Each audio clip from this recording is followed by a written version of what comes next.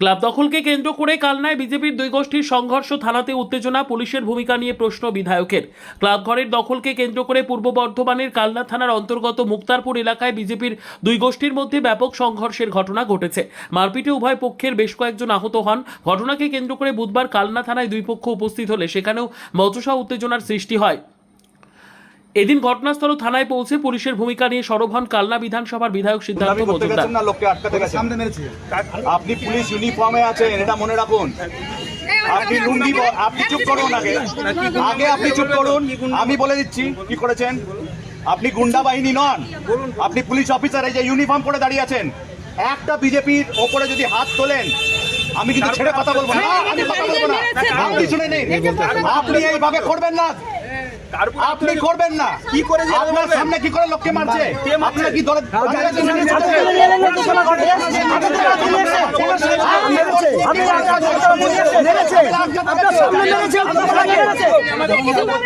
অভিযোগ, মুক্তারপুরের একটি পুরনো ক্লাব ঘরের দখলকে কেন্দ্র করে এই সংঘর্ষের সূত্রপাত।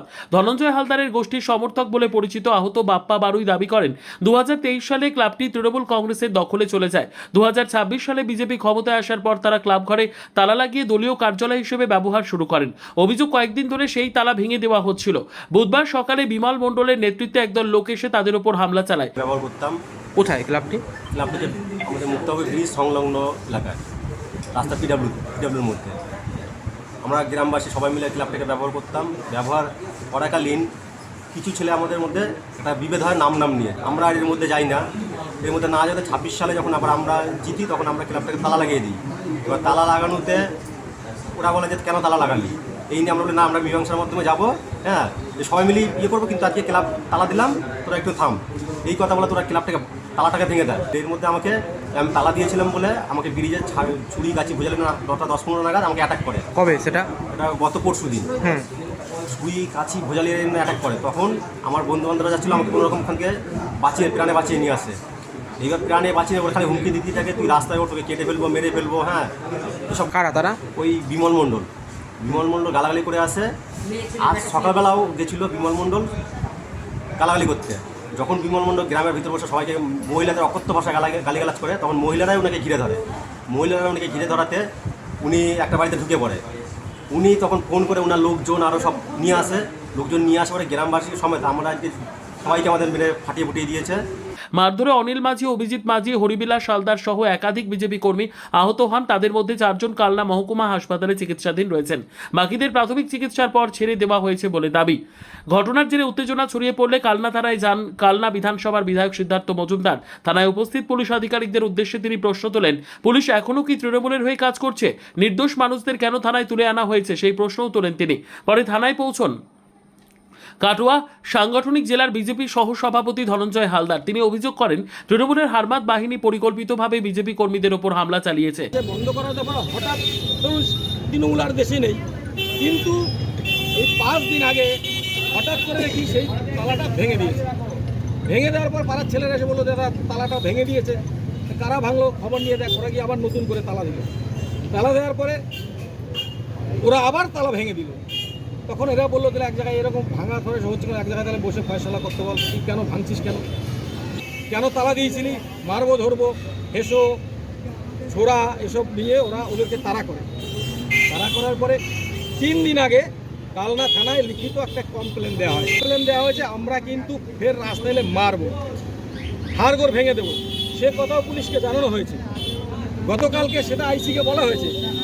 আজকে ঠিক সকালবেলায় প্রায় আনুমানিক 8টার সময় আমি বাড়িতে আছি, হঠাৎ করে শুনতে পাই এরা গিয়ে এখান থেকে ধরুন 2000 ফুট দূরে অতর্কিতভাবে তাদের বাড়িতে আক্রমণ করে। মানে কাউকে বলে, দেখুন আমি 1992 সাল থেকে ভারতীয় জনতা পার্টি করি এবং সংবাদ মাধ্যম থেকে এলাকার সমস্ত মানুষ জানে আমি ধনঞ্জয় হালদার কোনো অন্যের সঙ্গে আপোষ করি না, ঠিক আছে।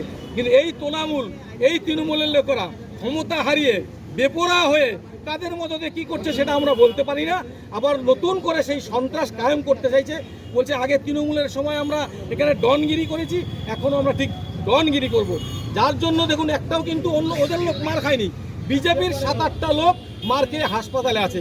সম্ভব বলুক এরা কোনো বিজেপির কোন জায়গায় আছে, কোনো পদ আছে, ডেজিগনেশন পার্টি আছে, কিচ্ছু নেই এরা সব। এবং আমার যাদের সঙ্গে লড়াই হয়েছে, তাদেরকে মেরেছে, তারা সবাই ভারতীয় জনতা পার্টির কয়েকজন পদাধিকারী আছে এবং তার সঙ্গে সমর্থককারী আছে এবং এদের সঙ্গে সমস্তটা তৃণমূল, সব তৃণমূলের হারমাত। বিমল মণ্ডল অভিযোগ করছেন আপনার নেতৃত্বেই সমস্ত ঘটনা ঘটেছে। আমার নেতৃত্বে আমি পুলিশ নিয়ে গেছি, আমি কিন্তু কারা গুন্ডাগর্দি কায়েম করে, আমি কিন্তু থানার আইসিকে ফোন করে পুলিশ পাঠিয়েছে, পুলিশ নিয়ে সেই এলাকায় গেছি, আমি কিন্তু একা সেখানে ঢুকিনি। তাহলে আমি হারমাত মনে হয়? তাহলে আমি পুলিশ নিয়ে যেতাম? আমি তো পুলিশের সহযোগিতা নিয়ে সেই এলাকায় গেছি, তার আগে যাইনি। বিজেপির শক্তি কেন্দ্রের প্রমুখ বাপ্পা বারুই সহ একাধিক কর্মী আক্রান্ত হয়েছেন বলে দাবি করে তিনি দোষীদের বিরুদ্ধে কড়া ব্যবস্থা নেওয়ার দাবি জানান। অন্যদিকে অভিযুক্ত বিমল মণ্ডল সমস্ত অভিযোগ অস্বীকার করেছেন। তার দাবি তিনি ব্যবসার কাজে ক্লাব থেকে চাবি নিতে গিয়েছিলেন, সেই সময় তাকে ঘিরে মারধর করা হয়। তার বিরুদ্ধে ওঠা সমস্ত অভিযোগ ভিত্তিহীন বলেও দাবি করেন তিনি। আমি ধানের ব্যবসা করি। আমি সকালবেলা এক মিস্ত্রি, আমার কলঘরের মিস্ত্রি, সকালবেলা আমি চাবি আনতে গেছি, ভদ্রলোক আসেনি, সকালবেলা আমি চাবি আনতে গেছি, তখন সেই বাড়িতে গেছি, এক কাপ চা করেছি, চা খাচ্ছি, আর তখন বল নিয়ে গিয়ে তাদেরকে মারধর করেছেন। কি না, বলবেন এই বিষয়ে? আমি একা গেছি, সবার কাছে জিজ্ঞেস করুন, আমি একা গেছি, আমি একা গেছি কলঘরের চাবি আনতে। আমার সঙ্গে ক্লাবের নাম কি, ক্লাবকে তালা দিয়ে দেওয়াকে কেন্দ্র করে কোনো ঝামেলা কিছু সেটা আরো এই দিন কিছু না, সেটা আরো আগে। তাহলে আজকে ঝামেলাটা কি নিয়ে? আজকে ওই তো আমি চাবি আনতে গেছি, ওইটাই ব্যাপার, চাবি আনতে গেছি, আমার অ্যাটাক করেছে। আপনারা কি পার্টি করেন? আপনারা কি পার্টি করেন? আমরা করি বিজেপি পার্টি। আচ্ছা, হচ্ছে কি আমরা পার্টি করি, সমর্থন করি, হুম। আমরা সমর্থন, আমরা ব্যবসা করি, বিজেপি সমর্থন করি, এটাই করেন, আমরা ব্যবসা করি। আচ্ছা, আপনাদের তরফে কেউ আহত হয়েছে? হ্যাঁ, 5-6 জন আহত 5-7 জন আহত হয়েছে, 5-7 জন আহত হয়েছে। আচ্ছা, আর যারা হসপিটালে রয়েছে তারা কারা? সেটা তো সব তারা টায়ার পার্টি। আমাদের টায়ার বাড়ি, যারা নাকি টায়ার জ্বালাইছে এমএলএর বিরুদ্ধে, তারা আছে। তারাও বিজেপি করে? হ্যাঁ, তারাও বিজেপি করে। আচ্ছা, কি নাম আপনার? আমার নাম বিমল মণ্ডল। আপনারা থানায় অভিযোগ জানিয়েছেন? হ্যাঁ, জানি। কিসের চাবি আনতে গিয়েছে? ধান কল করেন, শর্টেজ আমার মিশিংয়ের সবার মিটিং কল করেন। ওটা কার? ওটা হলো মালিকের, যে মিস্ত্রি থাকে, মিস্ত্রির। বিধায়ক সিদ্ধার্থ মজুমদার বলেন, এখানে কোনো গোষ্ঠীদ্বন্দ্বের বিষয় নয়, পুলিশের সামনেই বিজেপি কর্মীদের মারধর করা হয়েছে। পুলিশের ভূমিকা নিয়ে গুরুতর প্রশ্ন রয়েছে। ধনঞ্জয় হালদারের বক্তব্য প্রসঙ্গে বিধায়ক বলেন, আমি ওর মন্তব্য শুনিনি, যদি উনি এমন কথা বলে থাকেন তাহলে তা সম্পূর্ণ মিথ্যে। অতীতেও যাদের বাঁচাতে এসেছেন তাদের তৃণমূলের সঙ্গে সম্পর্ক ছিল, ব্যক্তিগত স্বার্থে কেউ দলের নাম ব্যবহার করে দলের বদনাম করলে তা মেনে নেওয়া হবে না। ঘটনাকে কেন্দ্র করে মুক্তারপুর এলাকায় উত্তেজনা বজায় রয়েছে, পুলিশ গোটা ঘটনার তদন্ত শুরু করেছে।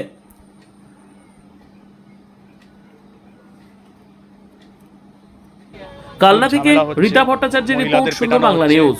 ছেলেদের পেটানো হচ্ছে, তাই জন্য পুলিশকে বলা হয়েছিল ওখানে যেতে। পুলিশ ওখানে গিয়ে যাদের সাথে ঘুরে বেরিয়েছে আর যাদের নিয়ে বাড়িতে ঘুরেছে তাদের ওপরেই প্রশ্ন চিহ্ন আছে যে তারা তৃণমূল করে না বিজেপি করে। তারা পুলিশকে বাড়ি নিয়ে গেছে। কাদের বাড়ি নিয়ে গেছে? আমাদের বিজেপি কর্মীদের বাড়িতে নিয়ে গেছে, আর সেখানে গিয়ে ঝামেলা করেছে। পুলিশের সামনে যারা নিয়ে গেছে পুলিশকে, তারা অত্যাচার করেছে। এখানে পুলিশের ভূমিকা একটা বড় প্রশ্নচিহ্ন আছে। আমি তার জন্যই পুলিশ স্টেশন এসেছিলাম। এরপরে যদি কোনো এরকম কিছু হয়, আমি পুলিশকে একটা কথাই বলেছি, সেটা হচ্ছে নিরপেক্ষ হয়ে আপনাদের বাঁচাতে হবে আগে, তারপরে পানিশমেন্ট দিতে হবে। এরপরে যেন আমি এরকম কথা না শুনি যে পুলিশের সামনে এই ঝামেলাগুলো হচ্ছে, আর পুলিশ যাদের নিয়ে ঘুরে বেড়াচ্ছে তারাই আসল দুষ্কৃতী। আচ্ছা, বলছি বিজেপি নেতা ধনঞ্জয় হালদার তিনি বলছেন যে যারা এই ঘটনা ঘটেছে তারা নাকি সমস্ত তৃণমূল, তারা তৃণমূলের সঙ্গে ছিল, এ কথা বলছেন, এবং শক্তি কেন্দ্রের প্রমুখও তিনি মারকে হসপিটালে ভর্তি, এটা ওনার দাবি। আমি ধনঞ্জয় হালদারের বাইটটা দেখিনি, শুনিনি, আপনার কাছ থেকে শুনলাম। ধনঞ্জয় হালদার যদি এটা বলে থাকে তাহলে ধনঞ্জয় হালদার সম্পূর্ণ মিথ্যে কথা বলছে। এর আগেও দেখা গেছে যে কোনো এক ব্যক্তিকে বাঁচাবার জন্য তারা এখানে এসেছিল, সে আদেও বিজেপি করে না, সে আমাদের পল্টুবাগের সাথে ঘুরে বেড়াতো, তার বুথ এজেন্ট ছিল, তার কাউন্টিং এজেন্ট ছিল। সে নাকি হঠাৎ করে নাকি সে বিজেপি হয়ে গেছে বলে তার কোনো পার্সোনাল কেস ছিল, সেটাকে বাঁচাতে গিয়ে এরা এখানে এসেছিলেন। তো আমি এটা কিছুতেই মানি না যে এরকম দুষ্কৃতী